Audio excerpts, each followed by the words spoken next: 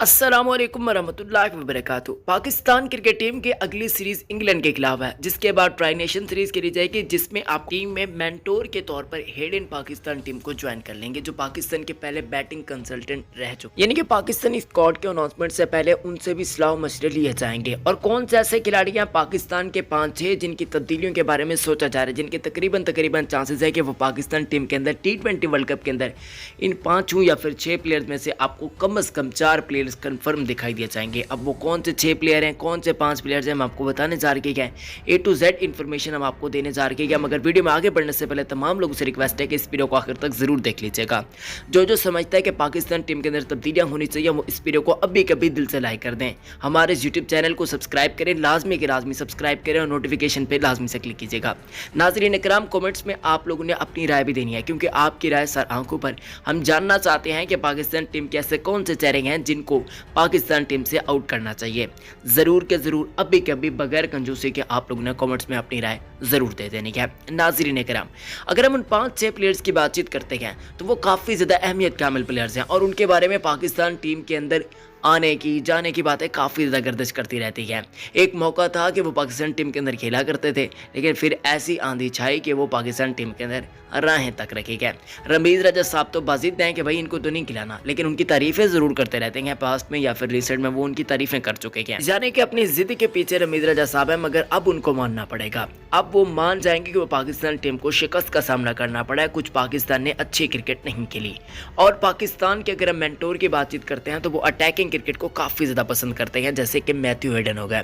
ये पाकिस्तान के मेंटोर के तौर पर पाकिस्तान टीम को ज्वाइन करने जा रहे हैं ट्राई नेशन सीरीज़ के अंदर, और जिसके बाद ये T20 वर्ल्ड कप के अंदर भी पाकिस्तान टीम के साथ दिखाई दिए जाएंगे।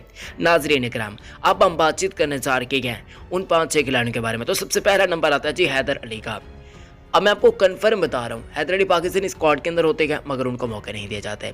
हालांकि आखिरी जो उन्होंने सीरीज़ खेली थी बांग्लादेश के खिलाफ, बांग्लादेश में जाकर जो पाकिस्तान ने टूर किया था बांग्लादेश का, वहाँ पर तीनों के तीनों मैचेस के अंदर इनकी मैच विनिंग बारियाँ देखने को मिली थी। बहुत कमाल की परफॉर्मेंस का मुजाहरा किया था, और तीनों मैचेस में जहाँ पाकिस्तान टीम को फतह हासिल हुई थी, इनकी कंट्रीब्यूशन काफ़ी ज़्यादा अहमियत क्या मिलती है। अगर ये कुछ स्कोर ना करते तो पाकिस्तान ज़रूर परेशानी के आलम में दिखाई दे जाता। मतलब किस वजह से इफ्तिखार अहमद को खिलाया था। हालांकि नंबर 3 पर ये बहुत कमाल की बैटिंग, नंबर 3 पर फ़खर बैटिंग क्या करते हैं, नंबर 4 पर बहुत कमाल की परफॉर्मेंस का मुजाहरा करते हैं। अगर ऐसा हो जाता है कि पाकिस्तान टीम में थोड़े से कम्बिनेशन को तब्दील किया जाता है, ओपनिंग करने के लिए फ़खर जमान और रिजवान आए, नंबर 3 पे बाबर आज़म आए, नंबर 4 पे हैदर अली आए, क्या कमाल का सीन। जिन मसलों के अंदर हम फंसे हुए हैं, अपना दिमाग लड़ा रहे हैं, वो सारे के सारे मसले भी हल हो जाएंगे। अब नंबर 5 पे मलिक साहब हो गए। नंबर 6 की बातचीत करते हैं तो वहाँ पर किसी आप हार्ड हिटर को रख लें, जैसा कि आपके पास आसिफ अली होंगे। खुश दिल जिसको आप रखना चाहते हैं आप रख लें, इफ्तिखार को रखना चाहते हैं रख लें, जिसको भी रखना चाहते हैं। लेकिन फिर बैटिंग पाकिस्तान की बहुत ज़्यादा हो जाएगी। और नंबर 7 पे फिर शदाब हो गए, नंबर 8 पे फिर नवाज हो गए। तो ऐसे में पाकिस्तान की बैटिंग इंक्रीज हो जाएगी, और पाकिस्तान को बहुत ज़्यादा फायदा हो जाएगा। इससे बहुत ही ज़्यादा फायदा हो जाएगा, मैं आपको यकीन से कह रहा हूँ। और पाकिस्तान टीम में हैदर अली की जरूरत है। एक मरतबा तो आप कहते थे कि भाई ये जो ही मलिक साहब और हफीज़ साहब जाएंगे, ठीक है, मलिक साहब और हफीज़ साहब को नहीं रखना चाहते, हफीज़ तो रिटायरमेंट कराने कर चुके हैं। फिर आप किसी खिलाड़ी की तरफ देख रहे हैं क्या? भाई इसी खिलाड़ी की तरफ आपको देखना पड़ेगा, और यही खिलाड़ी की आपका काम करता हुआ दिखाई दिया जाएगा। और इस खिलाड़ी के पास इतनी अहलियत मौजूद है कि ये पाकिस्तान को तने तरह मैचेस जितवा दे। तो हैदर अली का नंबर पक्का है। उसके बाद है जी शर्जील खान। मैच फिक्सिंग का दाग इन पर लगा है, लेकिन उसके बाद से इनकी परफॉर्मेंस में दिन ब दिन बेहतरी आती जा रही है। वो चाहे नेशनल T20 कप हो, वो चाहे जहाँ वो सिंध की नुमाइंदगी करते हैं, वो चाहे KPL हो, कश्मीर प्रीमियर लीग, वहाँ पर इन्होंने भाई बहुत कमाल की और सुपीरियर किस्म के बल्लेबाजी का मुजाहरा किया। पक्का लग रहा था कि पाकिस्तान टीम के अंदर आ जाएंगे, पता नहीं किस वजह से इनको नहीं डाला गया। आप फ़खर की परफॉर्मेंस आपके सामने क्या है भाई। फ़खर को बेहतर तरीके से जो बंदा रिप्लेस कर सकता है वो शर्जील खान ही है। इसके अलावा आपके पास कोई ऑप्शन नहीं है। इस बात को जहन नशीन कर लें। आपके जहन में कोई ऐसा अटैकिंग पाकिस्तान का ओपनर या फिर नंबर 3 पर बल्लेबाजी करने वाला कोई खिलाड़ी है तो मुझे बस जरा कमेंट्स में बता दीजिएगा, क्योंकि मुझे नहीं पता कि ऐसा कोई पाकिस्तान के डोमेस्टिक स्ट्रक्चर पर ऐसा कोई ज़बरदस्त किस्म का धांचू किस्म का खिलाड़ी हो।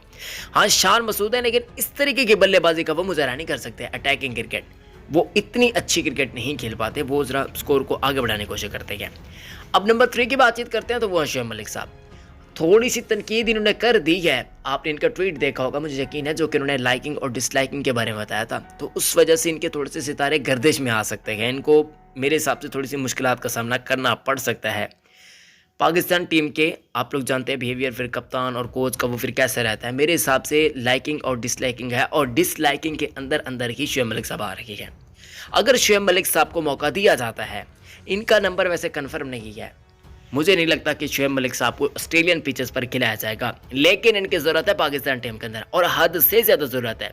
अगर पाकिस्तान टीम में ऐसे मुस्तनद बल्लेबाज की तलाश करती हुई दिखाई दी जा रही है जिसके अंदर इतनी अहलियत मौजूद है कि वो ना सिर्फ मैच को जितवाए, आखिर में लंबे छक्के चौके मारे, और अगर बीच में उसे पिच पर स्टे करना पड़े तो वो स्टे भी करे, तो ये सारी अहलियतें मलिक साहब के अंदर मौजूद है। इवन बॉलिंग का ऑप्शन भी ये साबित हो सकता है, अगर कोई लेफ्टी है तो उसके अगेंस्ट ये बहुत कमाल के बॉलिंग ऑप्शन साबित हो सकते हैं। तो इनकी तो जगह बनती ही बनती है। अब देखते हैं क्या सिनेरियो बनता है। इसके अलावा जी शान मसूद का नाम, शान मसूद बहुत ही कमाल की परफॉर्मेंस का मुजाहरा कर गए हैं। जब से ये इंग्लैंड गए हैं तो भाई इनको रंग ही लग चुके हैं, अलग ही किस्म के, और वैसे सफ़ेद भी हो चुके हैं माशाल्लाह से, यानी कि इनको रंग लग चुके हैं बहुत ज़्यादा, और कमाल की परफॉर्मेंस का मुजाहरा कर चुके हैं। डर्बी शहर की ये ना सिर्फ नुमाइंदगी कर चुके हैं बल्कि कैप्टनसी भी कर चुके हैं। अब इनके साथ जो कॉन्ट्रैक्ट हुआ वो डबल तरीके से, यानी कि पैसा भी सही तरीके से छाप रखे गया, परफॉर्मेंस भी डबल तरीके से दे रखे गए, लेकिन जगह नहीं मिलेगी। तो पाकिस्तान टीम के अंदर इनको जगह नहीं मिलेगी, वो पता नहीं किस वजह से नहीं मिलेगी। हर कोई सोच रहा है, मेरे हिसाब से शान मसूद को ज़रूर मौका दिया जाएगा, और ये वक्त आन पहुंचा है। शान मसूद अब आपको पाकिस्तान टीम के अंदर जरूर दिखाई दे जाएंगे। अगला ऑप्शन है जी सरफराज अहमद का। आप लोग जानते हैं कि आजकल मोहम्मद रिजवान साहब काफ़ी ज़्यादा मुश्किलात का शिकार हैं, और वो इंजरी का शिकार भी हो चुके हैं। सुनने में ये आ रहा है इंग्लैंड सीरीज़ के अंदर कोई और पाकिस्तान का विकेट कीपर होगा। अब मुझे पता है सिलेक्टर जाएंगे हारिस की जानिब, या फिर किसी और विकेट कीपर को उठा लेंगे। देखें, सैफी भी बहुत कमाल के हैं और इनके पास एक्सपीरियंस भी है, और बाबर आजम को काफ़ी ज़्यादा हेल्प ये करते रहते हैं। तो मेरे हिसाब से पाकिस्तान टीम के अंदर अगर सरफराज अहमद को रिजवान के एज रिप्लेसमेंट के तौर पर शामिल किया जाता है तो ये पाकिस्तान टीम के लिए बहुत ज़्यादा इजाफा साबित हो सकता है, बहुत ही आला, और इसका बाबर आजम को बहुत ज़्यादा फायदा होगा। मगर पता नहीं किस वजह से इनको as a second choice wicket keeper भी नहीं रखा जा रहा पाकिस्तानी स्क्वाड के अंदर, पता नहीं किस वजह से इनको साथ नहीं रखा जाता, हालांकि इनकी जगह बनती है। और मोहम्मद रिजवान काफ़ी ज़्यादा मुश्किलात के अंदर दिखाई दिया गया, आप लोग भी जानते हैं, मैं भी जानता हूँ एशिया कप के अंदर कितनी ज़्यादा मुश्किलात का सामना करना पड़ा पाकिस्तान टीम को। रिजवान बहुत ज़्यादा लड़खड़ाते रहे। आगे T20 वर्ल्ड कप आ रहा, तो मेरे हिसाब से इनकी जगह तो बनती ही बनती है। हाँ, ये थोड़ा सा उतना तेज़ नहीं खेल पाते। अगर रिजवान के भी स्ट्राइक रेट को देखते हैं तो इनमें इतना ज़्यादा फर्क नहीं है। रिजवान और सैफ, अगर स्ट्राइक रेट की बातचीत की जाती है तो ज़्यादा फर्क मुझे तो नहीं दिखाई दिया जाता, आपको दिखाई देता तो मुझे ज़रा कमेंट्स में बताइए। यही है जी खिलाड़ी ऐसे जिनके बारे में मैंने आपको बताया इनकी जगह बनती है T20 फॉर्मेट के अंदर कम अज़ कम, चूँकि आगे पाकिस्तान को T20 फॉर्मेट की बहुत ज़्यादा क्रिकेट खेलनी है। तो मेरे हिसाब से इनकी जगह पाकिस्तान टीम के अंदर बनती है। इनको ज़्यादा से ज़्यादा मौके भी देने चाहिए, और ये पाकिस्तान टीम के अंदर आ भी सकते हैं जिन खिलाड़ियों के बारे में मैंने आपको बताया है। उम्मीद करता हूँ कि वीडियो आपको पसंद आई होगी। इस वीडियो को लाइक करें, चैनल को भी सब्सक्राइब करें। मैं मिलता हूँ आपसे सच्ची वीडियो में। आए सभी लोग मिलकर लगाते हैं नारा क्या कि इस्लाम जिंदाबाद, पाकिस्तान जिंदाबाद, पाकिस्तान आर्मी जिंदाबाद। अल्लाह हम सबका हामी और नासिर है।